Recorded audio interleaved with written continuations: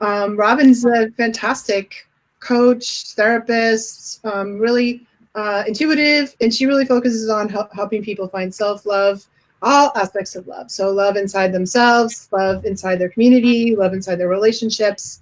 And thank God, because we need that work right now a lot, Robyn. So thank you for being here today. You are welcome. Thanks for having me, Lisa. It's my pleasure. Yeah, And you're right about that. Oh yeah, I know. I mean, self-love is always a little tricky. I mean, love is tricky anytime. I think it's something most people, it's a conundrum for most people, right, as we go through life. But I think during this time too, when we're in lockdown, people are in quarantine in certain ways, relationships have kind of become, I don't know, more important. And so maybe the light side of it is that we're really focusing on our relationships in a way that we haven't had time to do in the past. And yeah, there's some challenges that arise. So I was wondering if we could talk about that today. Absolutely. It's the topic that's on many people's minds, and it just runs the gamut, doesn't it? I mean, in some ways, for some people, it's the most important thing. For other people, it just has dropped off the face of the earth for them because there's so many other immediate priorities. But this whole situation of being sheltered in has created interesting challenges on all levels, whether you're single, partnered and living with your partner, partnered and not living with a partner, situations where one person is having to quarantine, the other isn't, situations where one is actually still going out to work and the other person isn't. So there's all of these, sort of iterations of relationship right now that we've never seen before. Yeah. Really, honestly, we've never seen it before, have we? No, we never have seen it before. And I think like, and there, people like me that are not partnered and really like quarantining alone with me, myself. I got a puppy. That was helpful. Yeah. And I don't know, like, what are you noticing that's coming up? Like, where do we need help with this? Well, let's start with talking about singles. I'm in the same situation, and definitely. I'm in. I guess I say I'm in a similar situation, but people are in all different variations of being single. I mean, one thing I say is that when you're single, it doesn't necessarily mean that you're actually seeking relationship, because that's not always the case. But for the people that are, the very first thing that happened once this whole thing came down was somebody wrote to me right away and said, I was just in the middle of like about to meet that person that I've been courting online, online dating. We were just about to get together. What do you think? And I was like, wow, okay. So, that's happening, everywhere. And it really presents a very interesting dynamic. And the first thing that I find and that I understand from what's happening is that people are getting to know each other. And this is maybe on the positive side of things, but people are getting to know each other in a deeper way than they might have before. Mm-hmm. Before, it's like, I got time. I got plenty of time. People sort of start on the surface, how's life, this and that. How many kids do you have? What do you do for work? La, la, la. Right. And then if there's some interest, then get together, have a cup of coffee. Well, that's what I always suggest, 1 hour of a cup of coffee or tea, and then see you later till next time. But now we're not having conversations about things that are on the surface. Everything that's happening has brought us to a really deep place and a really real place. Yeah. So what's happening online with people that are still engaged in some back and forth communication and even meeting new, people and swiping left and right is that they're getting to the heart of how they're feeling quickly. And so conversations are opening up more deeply and more authentically and more vulnerably than they would have. So, I think that's on the positive side of what's happening. On the other side, which is, I don't know how you label this positive or negative, but we have to be really creative. We have to have dates via Zoom or FaceTime. And it really does invite a creative expression. Maybe you want to have dinner together by candlelight, but you do it via Zoom. Or some people have been talking about a drive-by date where, you can wave from your window and say hello. Somebody asked me last week, do you think it's okay to go out on a social distance walk with somebody new? to that, I actually said I didn't think it was a good idea personally because there's not trust yet in the connection. Mm. But I think these ways of getting to know each other through writing, through telephone, through, Zoom or Facebook or whatever, FaceTime, Yeah. does present some interesting challenges. And then there's, if there really is a nice connection, think about all that buildup until you meet. Yeah, I know. It's so interesting. I mean, one of my friends is going through this like really romantic beginning to a relationship, and she told me that they feel like they're old fashioned, like writing each other letters and Yeah. kind of exploring it's very, they're writing each other poetry and all like this That's kind of great. thing. It's so such a beautiful build up there. And I also wonder like what's going on about intimacy, like sexual intimacy too, because it's off the table for most of us right now in a dating situation. And I was wondering, like, does that allow us to get to know somebody deeper, to slow down the whole process, to really, I don't know, it's different for most of us how we roll these days, which is a little quick on, sometimes to get into that situation. And now we can't do that. Right. I mean, one of the dangers is that people move to sexting really quickly. And I think that's true kind of in general of the times. And because this also came up as a question one of my clients asked, which is, what do you think about that? And I think there's appropriate caution now in this time because there could be the inclination to move to that more quickly because people are missing touch and wanting, if they're feeling desire and attraction with that person, they're wanting to they would naturally have moved it forward in some way. And so I think on the one side, we have time and space and a nice deep exhale and relax into getting to know somebody, which is the benefit. And on the flip side is just to keep your eye on leaping over into sort of more quickly into sexting or some kind of sexual connection in the virtual way that we can do right now. Yeah. I've also had clients talk about that. Such an interesting. Well, it feels like a research experiment, like some kind of like social research experiment. And I hope there are people that are studying that because we can learn something. And what about the people that are partnered?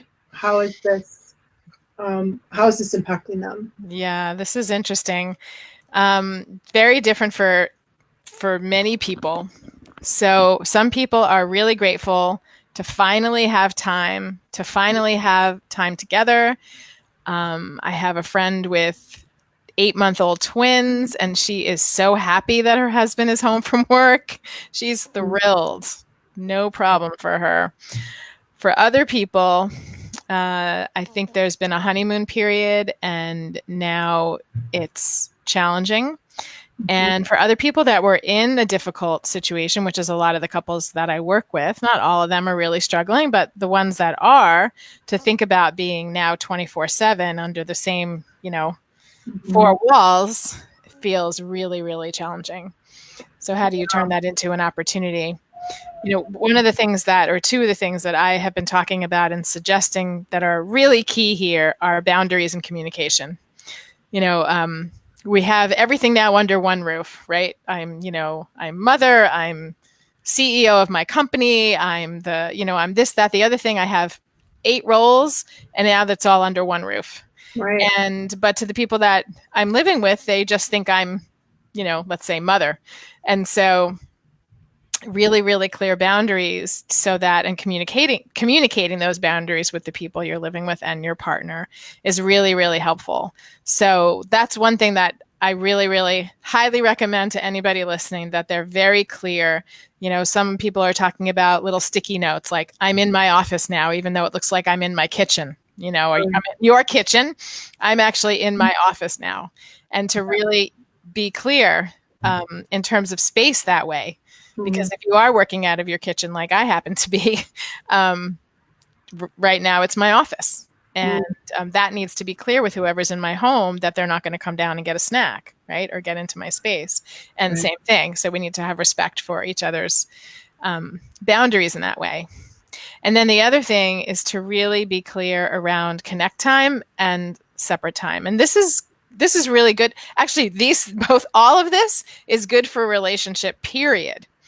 But now we're under this, sort of pressure cooker, and we need to. But it is an opportunity to develop really good skills. And the communication around connect time and time apart is really, really helpful. And one of the things I really recommend that couples do is look at that. How much time do they each want and need for connection? And how much time do they each want and need for themselves and to be able to really connect with themselves? Mm. Because it just becomes a mishmash of expectation or patterns and habits that people just get into and that couples have gotten into over many, many years together. There's a lot of room for. Yeah, there's probably a lot of unconscious expectations and, right. needs that aren't getting expressed in that. And I was thinking about, when you're talking about roles, it's like the hat changing, like I'm going to take off my mother hat and put on my CEO hat or my partner hat, and really making that we would do that when we leave our house and go to the office, and now we have to. I like the Post-it note. That's a good one. Yeah. Yeah, exactly. The clarity just really, really helps. Yeah. And, I talk to couples about this stuff a lot too, because most couples live in, share the same bedroom and share the same bed. And so the default is we're sleeping in the same bed tonight. Now, the default might not be we're going to be sexual, but the default is we're going to be together. And it doesn't leave room for personal choice. I mean, maybe you don't feel like sleeping in the same bed one night, or you don't feel like having connection, but you really want separate space for yourself. So it's that's the opportunity of being sort of in lockdown with your partner. Yeah, I would imagine that it's kind of in a way forcing to the surface issues that may have been really there all along and living underground.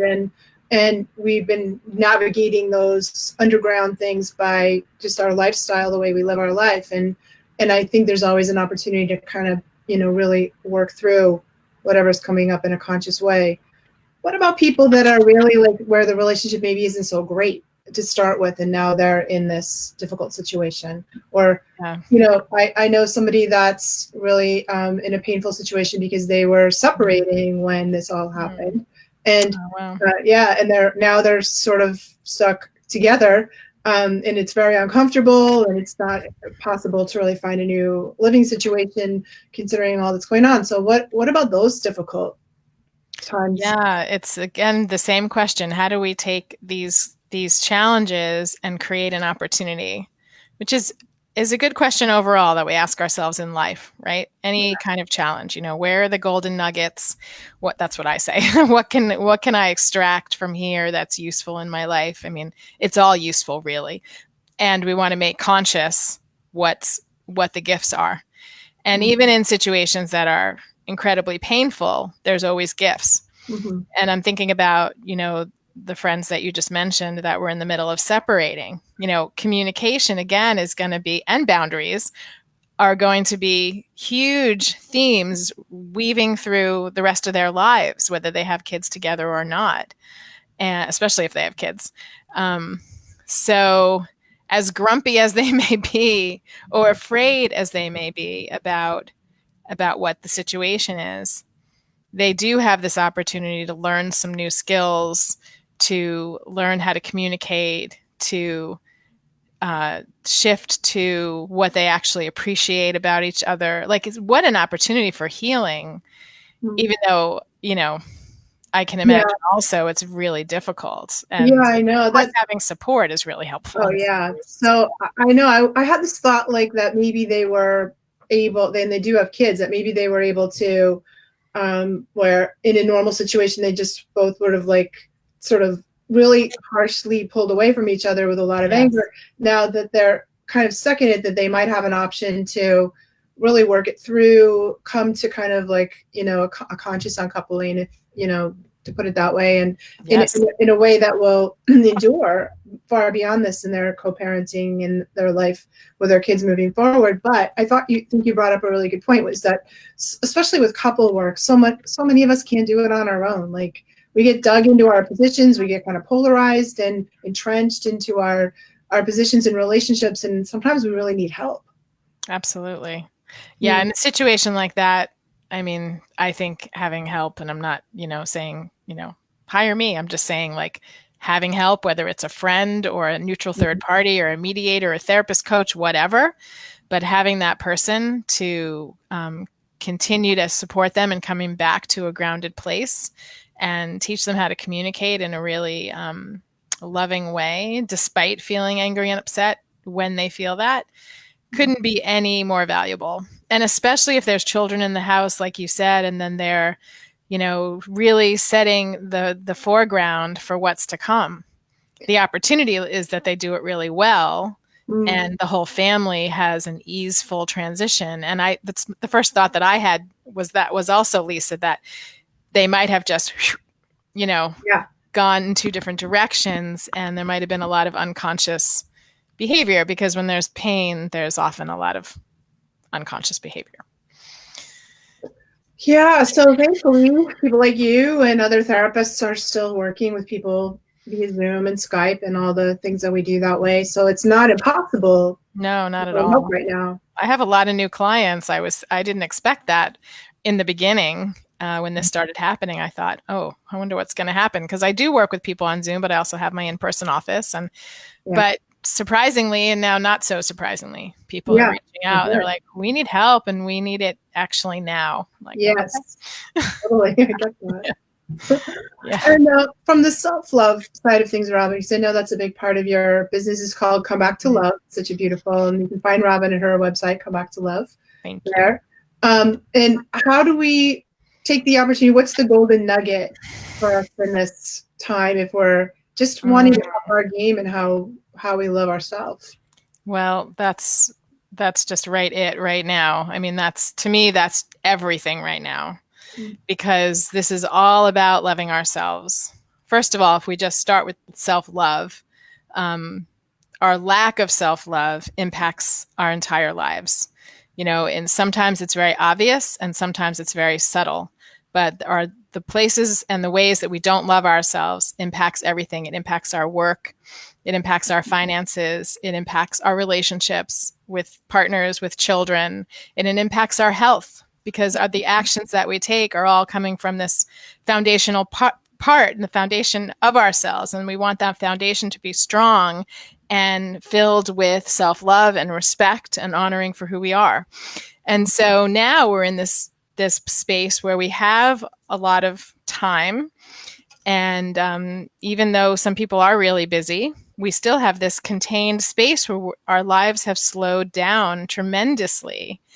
And self-care is so, so important right now. I mean, my level of self-care is generally really good, and I bumped it up like tenfold because I want to stay healthy. And so everything from sleep to exercise to what supplements and vitamins I take, to how I'm eating, to how I'm talking to myself, to how I'm, holding myself, all of these things, all of these acts of self-love are so much more obviously important. They were always important, but now they're so much more obviously important. Yeah. And so when people can come out of a space of fear and anxiety, hopefully, and realize I've got myself, and partnered or not, I need to take care of me. And so I just feel this deep invitation to, like, everybody I talk to, all the places I've been connecting, to say, this is time to amp it up and amp up the self-love and self-care so that we can bring our gifts into the world, because this is the evolution of what's happening.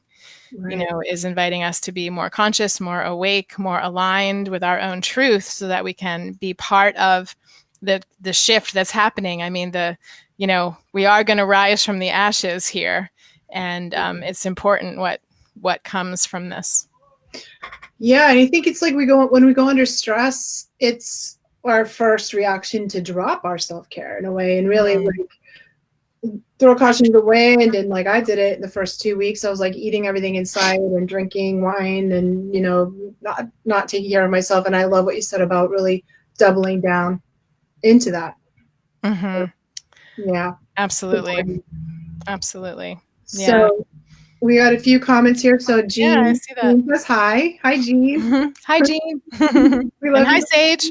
Yes, and hi, Sage. And hi, Carla. And Carla and Susan too. So Susan says natural pause, proving us an opportunity to reflect and connect with what's most valuable to us singly and collectively. And I do think that's what's going on, is that we're really like having this opportunity to reevaluate our values, like what's really valuable to us. And and I think that what you're saying is sort of the beginning point of that. If we're not aware of ourselves, if we're not in ourselves, if we're not connecting to ourselves, we may not know what that is. Like what we're highly valuing, or what it is we want to create in the whatever is coming next. Yes, exactly. Yeah, absolutely. It definitely is a time to slow down and pause, like Susan said, and give us the opportunity to reflect. And I suppose slowing down and consciously reflecting is absolutely part of it. And I feel like a natural result of what's happening is that we're reevaluating, how much food do I actually need? Do I really need this, or is it okay with just these things? Maybe everybody's not in that space, but I think it's definitely an invitation to really look at how we're spending our time, what we've been valuing, maybe not so consciously, because the world's been moving at 1,000 miles an hour on so many levels. So many levels. We come out of this autopilot phase, and I don't know, I was living there. I think everyone else is. Like, you just get up and you do what you got to do, and it's a little autopilot.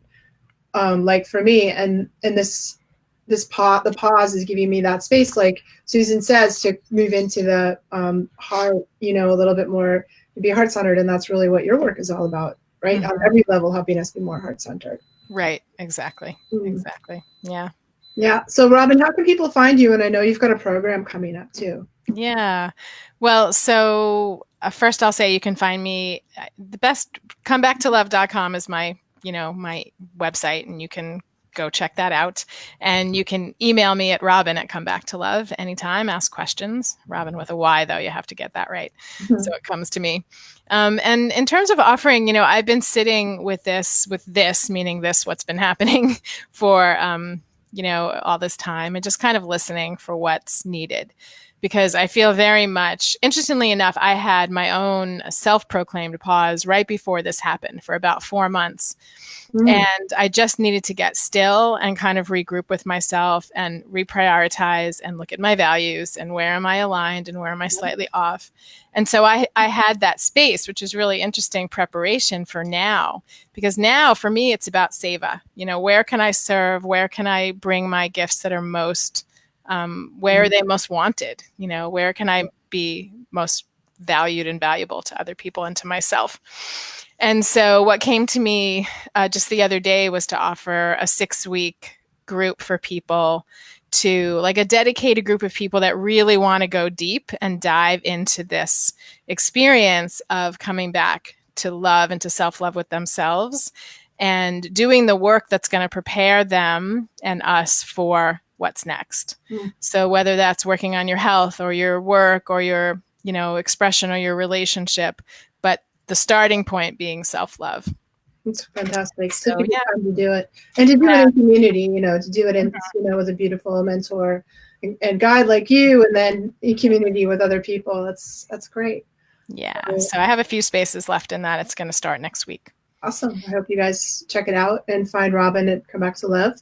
Thank you, Robyn, so much for being here today and talking about this, such important things. It's a really important conversation to have. So I appreciate your time very much. Absolutely. Lovely to be here, and always good to connect with you. Thank you. And thanks all of you guys for watching us. Yeah. Bye.